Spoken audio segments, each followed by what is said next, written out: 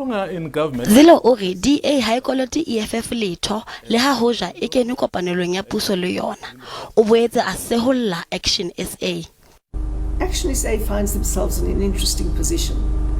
They're trying to be two things at the same time. They're trying to be the main opposition to the DA, but they're trying to be in government with the DA. Ore ho itukolla mogeng ha moetapele wa mehleng Mosimaimane ene e se ka lebaka la morabe wa hae. The people that he selected to do that review said the main reason was his weak leadership.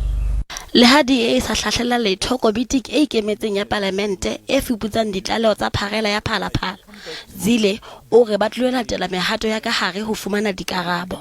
The DA wanted to go through the process. This, I think it was a section, trying to remember exactly what section it is of the Constitution. They wanted to take that through the parliamentary process. They wanted to make sure that the parliamentary committee sat and analysed the situation. Ore ona le tshepo hore DA e tla sebetsa hantle dikgethong tsa 2024.